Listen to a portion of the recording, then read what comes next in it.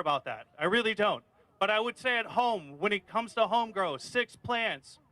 6 plants are 6 plants, right? Flowering plants. Have as many new, because they die. I'm going to let you know. You pop from seed, you got a 40% chance. And I'm going to tell you right now, it's called weed for a reason, because it's easy to grow. But if you want good, quality, smokable cannabis, it takes skill, it takes time, it takes love, and it takes effort. It is not easy, but it also is not going to be a detriment to this state. We're going to be having a ton of revenues. Just because I like tomatoes doesn't mean I'm going to stop going to a store and buying all the tomatoes I love. Because you know what? I live in a small little town. I got a small little yard, and I'm probably going to only be able to grow 1 or 2 types of tomatoes. But you know how many geniuses are there? There's even more when it comes to cannabis. And you don't know what you want until you can try it. You don't know what's going to work for you until you try it. So go out there, smoke. It's about 420. And I hope you all go show a little bit of civil disobedience. Sorry, Representative. Thank you, Paul. Up next, we have Joe Toner of the Building Trades Union. Thank you. I'm typically not quiet in the back. I was in the corner, but thank you. I'm Joe Toner. I'm the Executive Director of the Connecticut State Building Trades. We represent over 30,000 unionized construction workers in the state of Connecticut, and we stand in support of HB 6377 and the labor peace provision that's incorporated in the language for our brothers and sisters in the labor movement. I'd like to thank the co-chairs, Julie and Robin, and also recognize Representative Hughes here today, who's done a lot of work with the building trades for their commitment to the cause to create equality. A little bit about the building trades. There's prevailing wage rate provision in the bill, which ensures a livable wage on the construction side. And there's also project labor agreements in the bill, which is going to help make sure that the projects are going to be constructed with people from Connecticut making a livable wage with retirement and benefits, which is very important. I think it was brought up here earlier when we're being exploited to do these jobs, to take the money and leave. That's got to stop here in Connecticut. And I'll tell you a little bit about what we do in the building trades. In the building trades, we go into communities. We'll recruit from the communities, the disadvantaged communities. We'll train the folks. We'll give them careers at a livable wage, and they'll have a career, not a job. That's 100% right. When you start in the building trades, we call it cradle to grave. We start you in the apprenticeship program, and we give you a death benefit on the end when you pass away. God bless you at that point, but we do. And we'll continue to commit to the communities that have been disadvantaged and left out in the past here in the state of Connecticut. And we're going to make sure once the tides are lifted, everybody's going to be lifted. Everyone's going to make a livable wage. And what Representative Porter said earlier, nobody has to work 3 jobs. Nobody should work 3 jobs. I'll speak on behalf of the building trades. After 8 hours out there working construction, you're tired. You shouldn't have to go to a construction site to go to Dunkin' Donuts for a second shift to provide for your family. And we're going to make sure we're going to continue to help these communities, these disadvantaged communities. We're going to recruit, and we stand in favor of HB 6377. Thank you for the time. Okay, so I'm going to say, call the People's Bill, and when I say that, you say HB 6377. Okay, ready? Call the People's Bill. HB 6377. Call the People's Bill. HB 6377. Y'all got it. One more time. Call the People's Bill. HB 6377. Beautiful. HB 6377 is the bill that we support because it puts equity first. So up next, we have Zach Green, SSDP, Students for Sensible Drug Policy. Thank you. I thought you were saying hi to me. All right, so who am I? My name is Zachary Green. I'm born in Hartford. I'm a resident of Bloomfield, Connecticut. I'm also a graduate student at UConn School of Social Work right here in Hartford.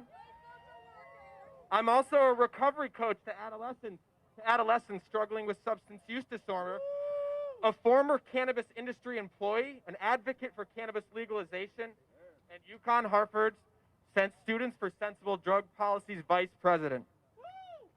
So yes, that means personally, as a person in recovery myself, I don't use cannabis.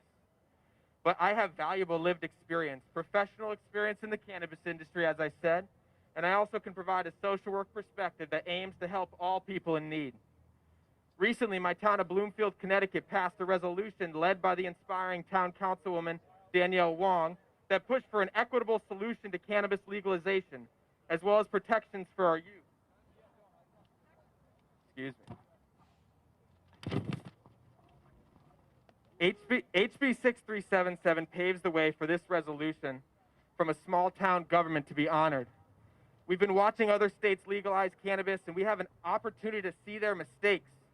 The laws in these states were also designed so that licensing for cannabis industry was extremely expensive, thus making it impossible for oppressed communities to generate wealth from the exact laws that were causing this systemic and institutional oppression.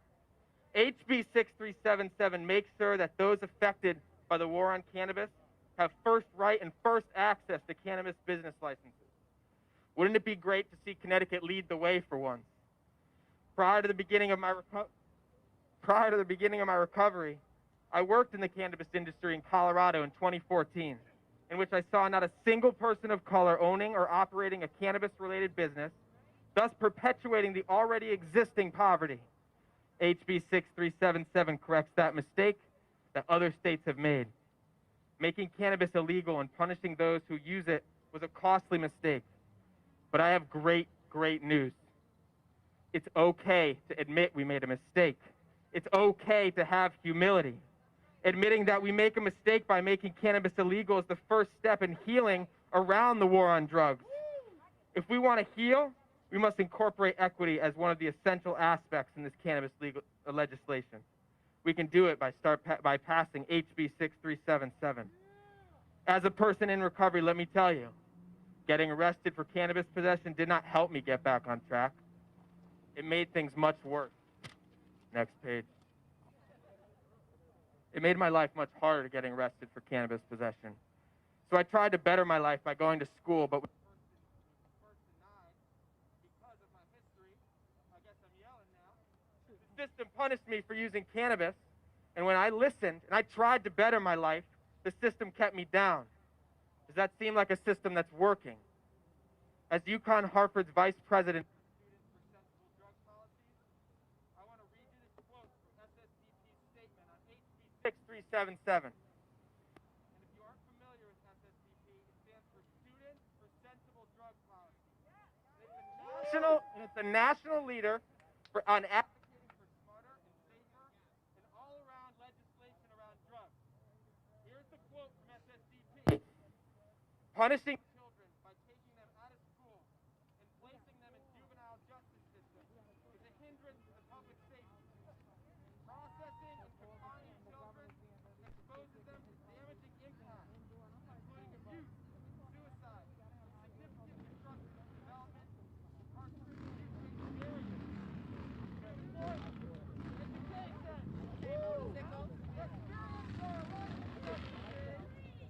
And are likely to spend a lifetime in poverty. Youth will thrive and be better prepared for the world when drug policy provides counselors, psychologists, and drug education that is comprehensive. Oh yeah.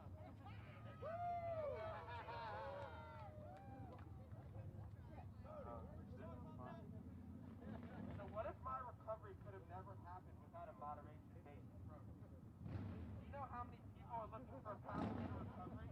Dad, hold on. Are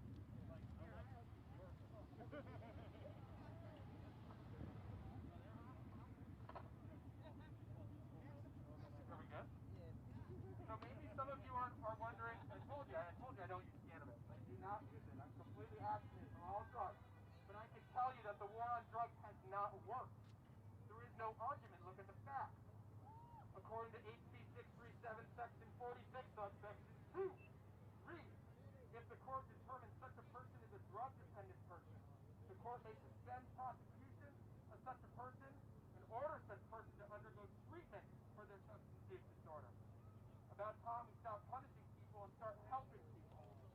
Cannabis is here to stay whether we make it illegal or not. I also work in West Hartford as a recovery coach at a youth substance use disorder practice. I see it all the time. The message is so unfair.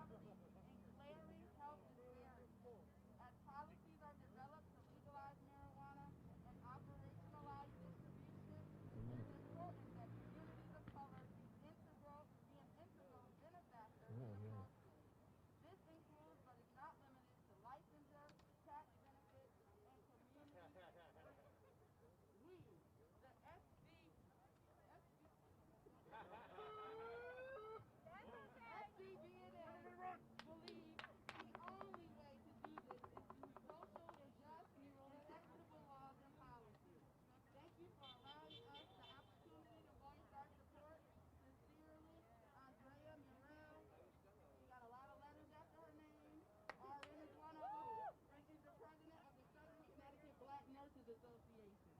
So nurses stand in support of us.